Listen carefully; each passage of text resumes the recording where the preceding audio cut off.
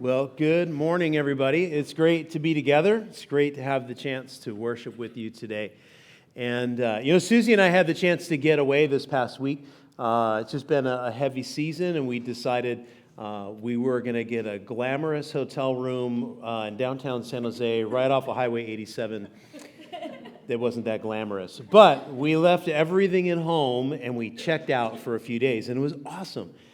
And I think it was Wednesday night, our first night away. We went and had dinner. We headed back to the hotel, and we settled in. And I brought my laptop for one reason, so we could stream Hulu. And so I plugged it into the TV, and we flipped on the first episode. And the next thing I know, it's 3 a.m. because it has Autoplay, which is one of my favorite features, that it doesn't make you watch the intro again. And it doesn't make you watch the recap. You just go right into the next episode of your show.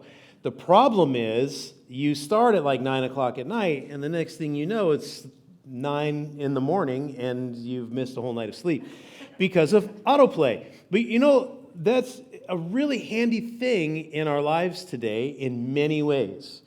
But in some ways, it really gets us into trouble. And if you've ever talked about, maybe with friends, you go to dinner and you dream about that Hawaiian vacation you want to take, and then the next thing you know, you open Facebook or Instagram, and what do you see? But ads for Hawaiian vacations, right? And look, when you get a great deal on a trip to Maui, that's awesome. We love that. But pretty soon, this thing that started as a useful tool becomes a disastrous master. Becomes something that's not serving us, but rather we serve it. And this is particularly true as it relates to our internet activity and social media platforms. And so we're going to take 4 weeks, and we're going to just explore together, what does it look like for us to be formed in life? Because the reality is we're all being formed by something. And we're being shaped, our viewpoints, our perspectives are all being shaped by something. The question is, what is shaping who we're becoming? And that's the question that we're going to ask today. And as Ethan said, love to enlist some help. You guys have already heard all my deepest, darkest secrets, and so we've got some fresh perspectives up here to share their deepest, darkest secret. And I'm really excited to hear what Denise has to say that's hiding in her closet, the skeletons there. But don't worry, Denise, we're going to all be kind as you share that. In all seriousness, though, they have a breadth of perspectives across multiple generations, different perspectives and experiences that we're going to hope to glean from today. And so if you would just join me with a posture of open-mindedness and a heart ready to learn, do some parallel learning today and see what God highlights from their stories that you can learn from as well. And so I want to start just very briefly. Would each of you just give like 20 seconds, and we'll start with Denise, and then we'll go to Rich, then Abby. Just give like 20 seconds. What do you do for a living? Kind of what's your perspective in life? And maybe some of how you're involved here at Presence. I just asked for like 10 minutes of material, but if you can do it in 20 seconds, that'd be great. So in my closet, there's lots of tin issues, so I'll just get that out of the way for you, in case you were wondering. My name is Denise. I am an HR manager, and I work remote, so I have the privilege of being able to work from home, which also gives me a lot of extra time to do other things. So I am on the board here at Presence Church and a part of the launch team, and got the opportunity to be a part of praying for a year prior to launching, which was really exciting and just an incredible opportunity of trusting God in a way that I never thought I would do. Hello, everybody. My name is Richard, and I am a freelance videographer, media specialist, marketing person. Maybe ever since the inception of YouTube is when it kind of gave me an avenue to actually become a videographer without going to a media college. So yeah, I've been doing this for almost 20 years now. Yeah, maybe you could do the math on that. Makes me pretty old. Oh, yeah. You're the Yeah. middle generation, not the older generation on this panel, so be nice. Middle generation. Yeah, The Instagram generation. yeah. Yeah. That's great. Thank you. Hi guys, my name's Abby. I don't have a traditional 9 to 5 right now, but the biggest things that I pour my passion and stuff into is worship leading, prayer, and here at Presence, I lead in a volunteer capacity.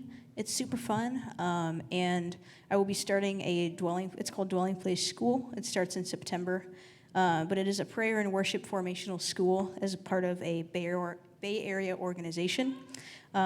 And so that's kind of what I'm up to right now. I also own a small all natural home goods store. Great. Yeah. Thank you for sharing that. Yeah, I think it helps. Understanding a little bit more of your backgrounds helps us understand your perspectives today. So we're going to skip the easy questions. We're going to go right to the tough questions. If we were to open your phone and scroll it on the screen for everyone to see, what would be there? Conspiracy theories. Conspiracy theories? All right. For me, it's probably anime-related things like Dragon Ball Z, Naruto. I'm a big Warriors fan, so probably Warriors material. All right. Costco finds, Disney, and knee surgery. I'm having knee surgery, and so knee surgery recovery videos, reels, my bad. Yeah. Yeah, that's good. So a lot of like personal interest things for you guys. And that's true of me too. What's something, or someone rather, that you've learned from in life? And it would be, something that was not necessarily an opinion or a habit or practice that you thought of, but something you learned from someone else. What was that practice, and who is that person? For me, it's Jim Carrey. All right. 1994, he came out with 3 movies, and those 3 movies really shaped and molded how I interact with people, how I use gestures, right? He's very animated, and he became a cool adult in my mind. Like, it was okay to be a fun adult. So I was looking forward to growing up so I could be as fun as him. Yeah, we knew, like, when I asked you to be on the panel, I knew that you would bring the fun to the panel, for sure. Yeah. That's good.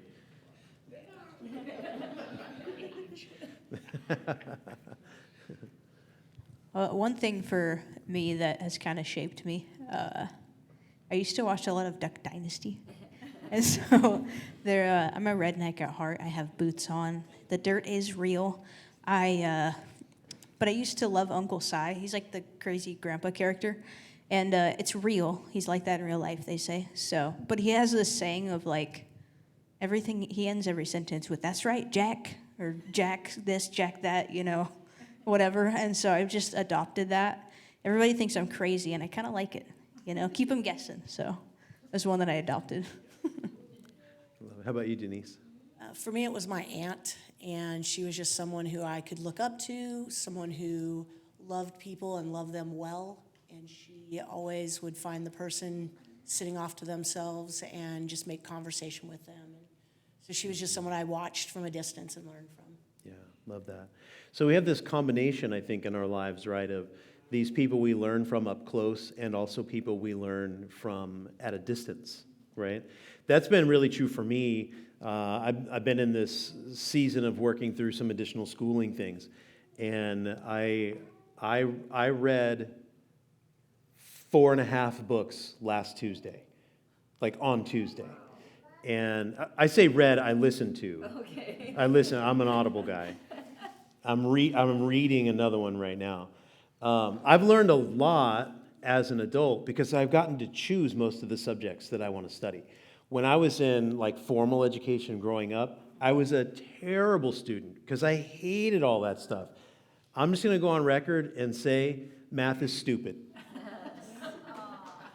Sorry, I know there's math people in the room, and we need you in the world, so please, you're not stupid. It's just your subject. But it might be because I don't understand it. That might be why I think that. But when I got to choose what I was learning, what I was studying, man, I became a great student.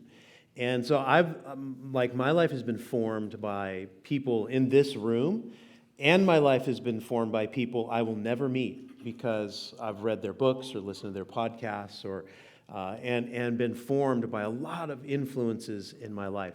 And I think that's really the true focal point of our conversation today is who exactly are those influences in our lives that are forming and shaping who we're becoming as people. Because if we don't really know who those people are, then we're accidentally becoming who we're becoming, right? Every single one of us is always being shaped every moment of every day. So we have to make intentional choices. So, you guys talked about different people who influenced you. What are some of the ways that you're influenced today? Like some of the channels. Do you have a group of friends that you hang out with? Is it social media? Is it authors that you're reading? What are some of the primary formational things in your lives today? I'm in a season right now where I feel like I'm in a building stage, and I say building like I'm helping clients rebuild their brand and rebuild their social media personas, and I only bring that up because I feel like I'm kind of being influenced by their mindsets and how it's almost it makes me want to build a business and take up another 3 to 4 hours of my day to do another side job. So even the people that you've agreed to serve, to help them build their business, even in that kind of a relationship, their influence has an impact on you as well. Oh yeah, totally. It's Jim Rohn. He says that you're the 5 people that you hang out with, or he's famous for saying that. I'm pretty sure other people have said that too. But yeah, that's all I hang around with is my family and like 3 to 4 other clients who just have big dreams and big goals. Yeah, Yeah. that's great. How about you, Denise? For me, it's my family, handful of friends, and I'd say the majority is my church community. So my presence community is a big part of my life, and I think those are, if I were to name my 5 people, I could say that they're all influential. They all play a part in me. No, that's good. You want to add anything? Sure. My friends and my fiance, I think, are my closest people, and I think my family too. Just been fairly influential. Sorry, you're third on the list. We're headed to family therapy after this. This is my father. No, I'm just kidding. Pretty sure. I think she used the term cockroach in reference to me in the last service. So, but don't worry, I wasn't wounded by that at all. No, it's fine. It's fine. It's fine. It's fine. Rich, what is the first thing you look at in the morning and the last thing you look at night? That's a great question. I mean, right now, I'm trying to get on more biblical apps. Like there's this amazing app called Lighthouse that you put in how you feel and what your general idea of what's going on in your life, right? Sort of like a emotional health journaling. Yeah, something yeah. like that. And then it'll spit out verses from the Bible that will help set the foundation for the day. So it's that, and in my news notification that pops up right now, I don't know if it's for you guys too, but it's like UFO related content. So it's like, sometimes I'll try to click on the lighthouse button, and then like literally right when I'm about to click on the lighthouse button, the notification of like UFO is proven. I'm like, whoa. The clickbait gets you. Yeah, it's like it knows that I'm about to, It's as set a if there's foundation. an algorithm at work against you, isn't it? The algorithm. Yeah, we'll come back to that. Denise, how about you? First thing and last thing you look at. First thing is the weather app. Want to know what the day is going to look like. And the last thing I look at before bed is my calendar for the next day. Yeah. Very practical, Denise is. Yeah. Right? Can we trade chairs? I feel like we need to trade jobs. Abby, when is the last time that Jesus lost the battle for your attention to something else? The last time, probably social media. Yeah, I get sucked in. I hate it, but I love it. But I hate it. Yeah, like just the other night, I was like, time with Jesus, just decompress on my phone. I think I like attempted to open my Bible, and then a notification came through, and same kind of thing. I was like, it's amazing how when you sit down with your Bible, 5,000 things for the next 6 months of your life starts flooding your brain. Maybe that's just me. I have ADHD. It's fine. And so that was definitely like the last time was a couple days ago. And then a quick email check turned into 30 minutes of looking at gardening and wedding, all the way to gym, all the way to like a bunch of different stuff. And so Jesus definitely kind of lost my attention in that moment, because a piece of paper feels a lot more boring than a dopamine-filled phone. And ultimately one is way better than the other, but short-term gratification versus long-term. And so that was definitely, I think, the most recent one for me was the distraction that there is. Yeah. How about you, Denise? For me, it's the checklist. So I have a checklist and I need to get things done, and that means that I could easily put God on the side burner. And I think that it can even be in well-intentioned things. So it could even be in helping somebody or even in serving, right? I could be the one that runs out because I got to make sure the coffee's ready. And it's not that the coffee's not important, but I just will have to be careful that I don't step out of a moment when I'm in the middle of worshiping, and I can get pulled very easily because it's on my checklist. So I have to watch the checklist. Yeah, that's good. I will do things and then write it on a list so I can cross it out. So I'm with you on the checklist thing for sure. I think it's worth saying we are not, as a community, we don't want to present that we think social media is evil. Social media is fine. Phones are fine. Online stuff is fine. I think the thing that we want to bring awareness to is the tension between the healthy side of it and the dark side, right? Which everything in our lives, there's a good side and there's a bad side.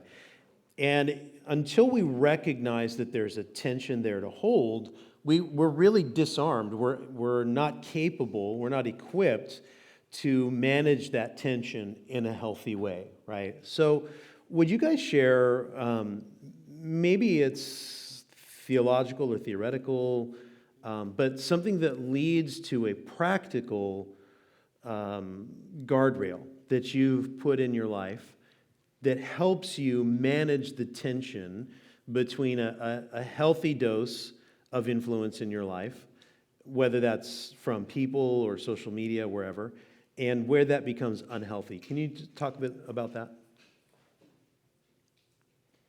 Yeah, so there's actually something I want to bring up. First, my wife is my best guardrail. She'll see me and already has the feeling, like, oh, this guy is not doing any work. We got bills to pay.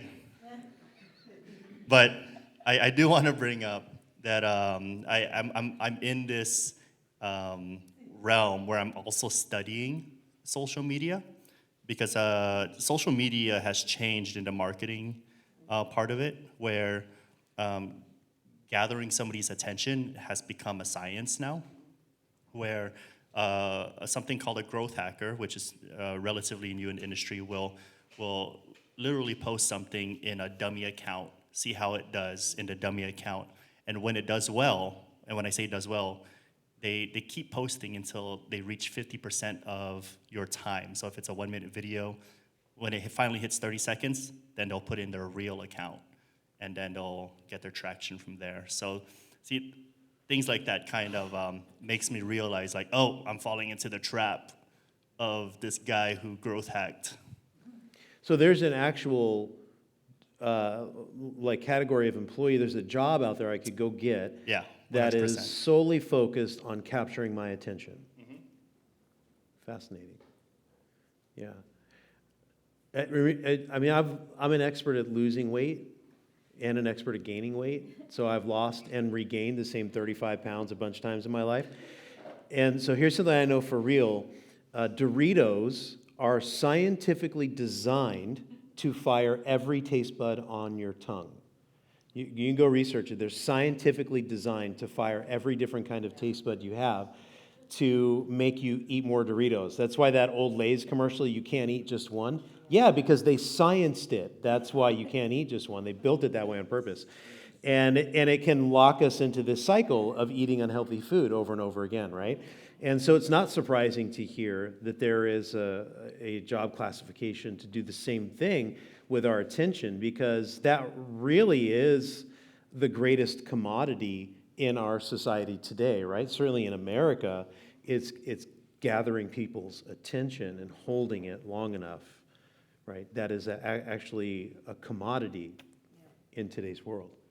Yeah, that's fascinating. So how do you deal with that? What's the guardrail?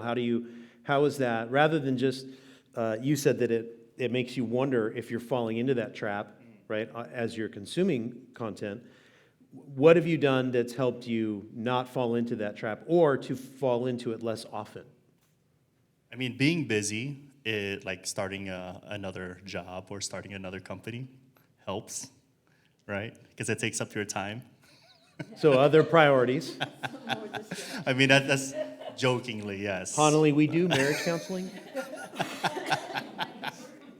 But I think just keeping your time proactive and moving forward is like another substitute of starting a new company. Which requires intentionality, right? Intentionality of schedule, to say, I could not plan that time in my day and drift off to whatever, but instead I'm gonna choose to execute on this other thing that is a priority for me or for my family. Yes. Yeah. That's good. That's good. Abby, did you want to add anything to that, just about how you manage that tension between the good and the dark side? Sure. Yeah. Just the other day, I make a lot of mistakes if you haven't gathered yet. So you're welcome. You can learn from me. But just the other day on my feed, I had a conspiracy theory popped up, and I was, ooh, what is this? And I think I was laying in bed or something, maybe it's a conspiracy, maybe it's not. We can talk about that later. Find me in the courtyard. But I went and I scrolled, I think maybe for like 30, 45 minutes. But what they don't tell you is don't look at scary stuff at the end of the night when you're about to go to bed in a dark room. And I ended that 30, 45-minute session like super anxious about like, oh my gosh, the sky's falling. And I'm like, God, what happened? And he's, I could kind of feel the judgment. I was like, oh, I just scrolled for like 40 minutes. And so for me, I like learned, oh, don't do that, like before bed, like especially not something that's like, even if it's like interesting to me, it might not necessarily be good for you. Because I like learning, I like reading different things, learning something new. And so my curiosity kind of got the best of me. It's not that it was necessarily a bad thing, but too much of it caused me anxiety. And I know like in certain times of the day, certain seasons of my life, I can't afford to scroll certain things because it causes me anxiety, it causes me stress. I like think about more things than I need to. I don't think in the Bible it says to set your mind on conspiracy theories. I think you're supposed to set your mind on things above. And so there's definitely seasons of my life where I'm like, okay, I can't afford the headspace that this could take out of my life, and I need to kind of just focus my attention on greater things. Has been a great curve for me. So sometimes that's deleting social media. I've tried the whole timer thing. There's a fancy little button that hits like ignore, and it lets you back into the app. So it doesn't work. At least it doesn't work for me. If there's a way around, I will use it. So. But along the way, you made some intentional choices based on learnings and observations that you had. So you had an experience where you watched conspiracy theory things that were troubling to you, caused anxiety. And you realized you spent too much time, and the time of day you chose to look at those things wasn't good. So you made that observation, and you began to implement just some intentional choices that guarded you against that. And I think that's the key for us today, is intentionality. I think that's the thing that matters most for us, is to say we can live life on autoplay and we can let the algorithm feed us whatever. We can let our new friends or our coworkers or whatever conversations we have around the water cooler influence and shape and form us. We can let our social media feeds do that, or we can make some intentional choices to be formed in a different way. And I want to just close our time by reading Jesus' words in Luke chapter 6 and in verse 40. Jesus said, "Students are not greater than their teacher, but the student who is fully trained will become like the teacher." And so the question to answer this week is, who is your teacher? Who is it that is forming you? Who's influencing you? Who's shaping your life? Who's speaking into your life that you didn't even realize was speaking into your life? Maybe it's a particular political pundit on social media. Maybe it's a coworker that you've just given a little bit too much weight to their opinion. Maybe it's a family member. Maybe it's even something that you are just holding on to and you're influencing someone else. But whatever that might be, would you accept the challenge this week to make an intentional choice to be formed by things that lead you to greater health, not things that lead you to unhealthy behaviors, to unhealthy thought patterns? Would you make an intentional choice to be formed in the ways of Jesus? You know, we're unashamedly Jesus people here at Presence Church, right? We follow Jesus, and we do it very imperfectly. But our whole goal is to walk together and follow Jesus together, to be honest about our flaws and our faults and our shortcomings. And this is why these three feel comfortable sharing their stories and talking about the places in life that they've struggled, because that's just what we do here together. And one of the best ways we do that is in the context of small group communities. And so actually today, we're launching small groups. We're beginning to fill small groups now, and so they're all available to you. Our hosts will be back up in just a moment to help you find and access all that information. But I want to challenge you to join a small group, because it's in the context of close friendship that you can be honest and authentic. In a room like this, and you know, we did some confession time during the service today, but we don't do that every Sunday, and not everyone is comfortable sharing that in a more public setting like this. And all of us need someone in our life who can look across a cup of coffee and say, "I think this might be a thing in your life. What do you think?" Somebody that you can sit across a cup of coffee from or a smoothie and can say, "Hey, I'm really struggling with this thing. Can you pray with me? Can you help me?" Have you ever experienced this, right? Just being able to sit and talk with people is so formational to who we are as people. And it's a way that we can surround ourselves with influences that will point us to Jesus. And everyone on this panel today talked about an individual who's formed their life in some way. And so let that be someone from this faith community, someone that you know is walking the path with you, is going to walk and chase after Jesus just the same way that you are. And so grateful for you guys. Can we just say thank you to our panel today for sharing honestly and openly? What a great day it's been today. Thank you for sharing your experiences with us and your knowledge and your wisdom. I have a lot to take away from today, and I hope that you do too. And they'll be around if you guys want to chat with them. They'd love to talk more with you and share more of their story if you'd like to hear it. But I'd love for us to just close this time with a moment of prayer and then welcome our hosts back up to the front. So if you join me, just bowing your heads. Father, we thank you for your goodness and your mercy. Thank you that you have designed us to live life together in community, that we're designed to be influenced by one another, and we're designed to influence each other. That we share character traits and qualities. And God, we just ask that you would continue to fill our lives with people that would draw us closer to you, that you would create opportunities for us to be people of peace that help point others to you as well, that we would bring health, that we would bring happiness and joy into people's lives. And God, that we also would be people willing to have difficult conversations to help people achieve greatest health. And God, we thank you that you sent your son Jesus to die for us, that we could live not just life and survive, but Jesus, you said that you came to give us a life that is rich and full of abundance that comes from you. So would you make us a people that live abundantly in your presence? And it's in Jesus' name we pray. Amen.